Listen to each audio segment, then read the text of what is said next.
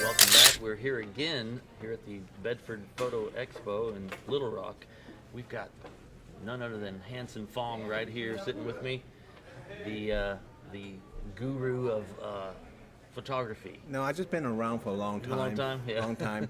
What I'm known for is I know how to make people look good. Oh, yeah, I just heard about a good tip you had in there.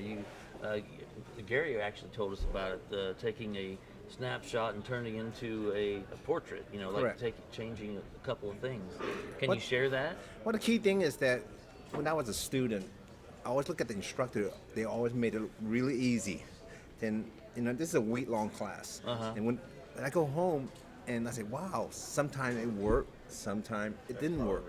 So I realized I don't know everything. So I went back to study an instructor for their week-long. And after a while, I realized the instructor always photographed what we call models, size 3, size 4. Right. And in the real world, most of my clients are full-size people. And I learned that we have to make people look like a model. In America, people want to look like a model, and the key thing is that the camera doesn't see for you. Right. The camera doesn't think for you, and the camera doesn't feel for you. So a professional photographer see, feel, and think. And how you angle the body, how you position the body, you can make a person look thin. In my seminar, I always talk about the woman always have to look good. It's kind of interesting. I got married about a year and a half ago. I had Jamie Hayes, master photographer, Michael Joseph, master photographer, Louise, master photographer. They posed me. They positioned the body where my wife looked good. Right. But she's wearing white. Sure. So it's body positioning that I teach all over the world. And part of my program, I offer my free Canon 5D3. Give me somebody I can't pose, you get a camera. And I can pose anybody, anytime, any place. I haven't been privileged enough to go to one of your classes, but I will someday. Let's see. So, if you had one piece of gear, what is there a piece of gear you just can't live without besides your camera? One piece of gear. I would say reflector. Yeah. I like the Westcott's silver and soft gold. That's the cheapest way. Now the soft gold has the stripes. Yes, Yeah. it's a soft gold. I don't like bright gold. Right, That's more right. of a fashion because I can always find a highlight, but I have to balance the highlight and shadow, which we talk about ratio. Right. When I go outdoor, I always use a soft gold to cancel the greens and blues in location. Okay. So, are you doing any personal projects? Anything that you're doing personal instead of? I'm photographing all the leadership in the Bay Area where I live in San Francisco. I'm doing all the mayor, about 4 mayors, senator, and I'm doing that as a personal project, and then we'll have a showing in.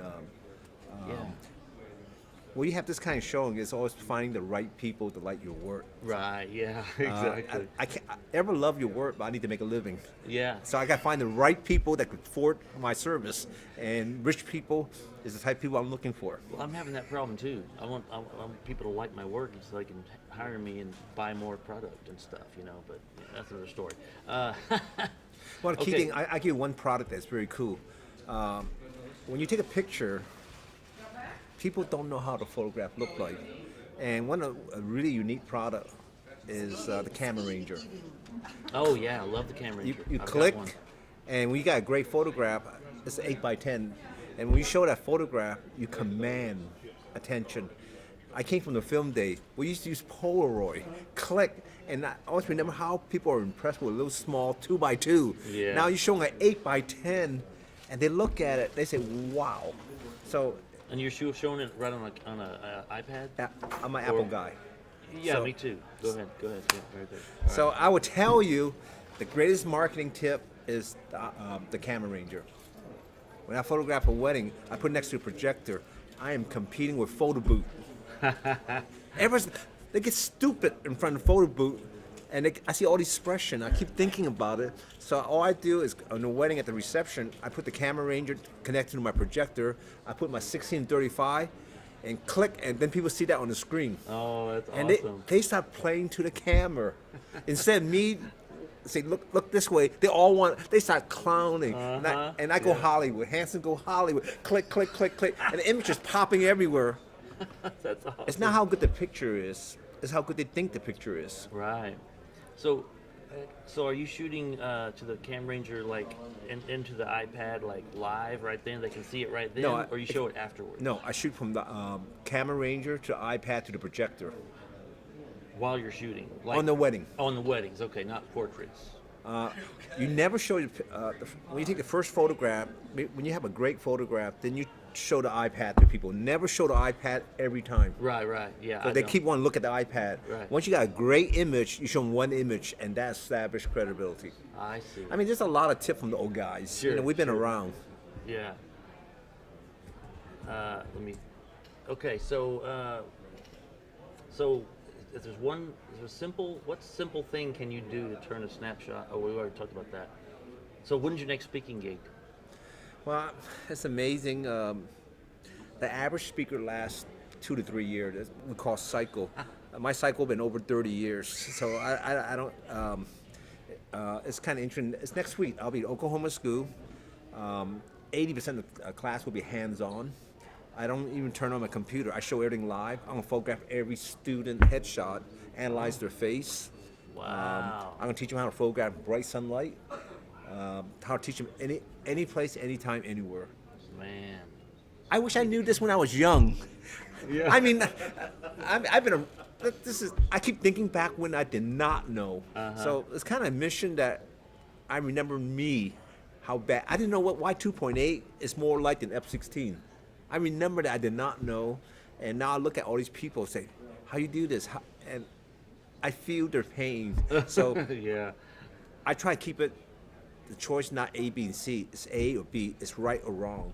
So when I share technique, do you look good? No? Then it's wrong. Yeah. It's pretty simple how I teach. That's awesome. I'm But about to I figure could be something as out and advanced go as you next week. want, but a good instructor is to transfer the knowledge with no ego. Just keep it simple. Because a lot of photographers hide behind their camera. They don't have personality. Good photographers have personality. They know how to direct people. They know how to control the situation, and they know how to market. Yeah. Well. That's good stuff, man. I could talk to him all day long. Well, I could listen to it. Well, I don't know what else to ask. What do you want to share? Like, do you want to share anything that from your class that something funny happened in your class, or did something well, get some light bulbs above people's heads? You know? my advice is find smarter people than you and hang out with them. Yeah. I mean, that's one thing I did is that I always found my mentor.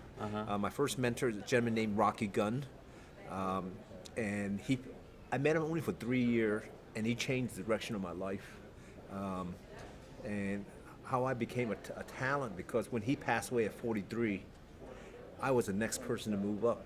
I did not have his skill, but everybody thought I have his skill. So I remember I went to Illinois State Convention, 700 people in the room.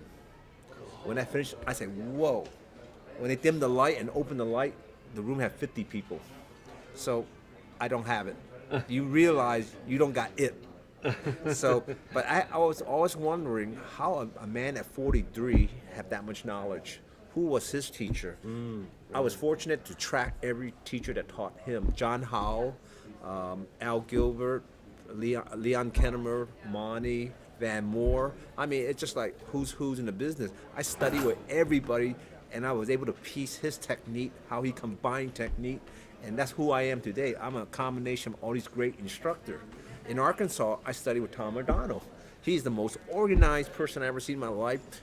What a great team with Joe Alice. I was his trustee. I carry his bag. I learned from Tom O'Donnell. I learned from everybody. Then you find your own direction. So it's a combination of actually knowing them personally. Personally. What about just following them online, or they can't really teach you that way? But I mean, like going to their seminar, like you. You know, the next generation instructor, the old instructors just they turn on the computer. Me. Show me live. Right. I want to see live demonstration. Yeah. Walk the walk, talk the talk. Show me live demo.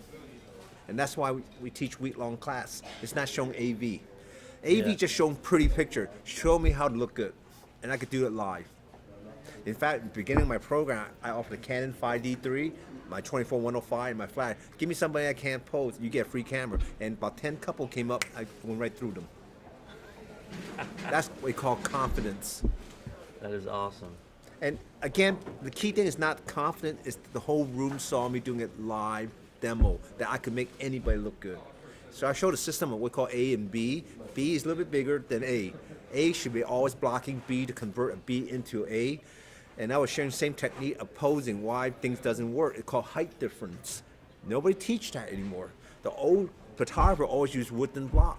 Young people don't want to carry things. They say, well, when you're young, well, that's how you look like. Well, our rule is to make the camera lie, to make people look spectacular. Ladies, what do you think makeup is? What do you think high heel is for? That's fantasy. You want to look normal? Take off your heel, take off your makeup. Let's get to the point. Lighting should always come from the side because you want shadow. Shadow creates slimness. Highlight create weight. Ladies, you want to look big or small? It's pretty simple. That's what I get paid for. Make you look good. Well, Hanson, it's been great. I could do this a long Hey, time. we'll do this in Oklahoma. Yeah, I'm here to. I'm laughing. I'm having fun. Was it okay?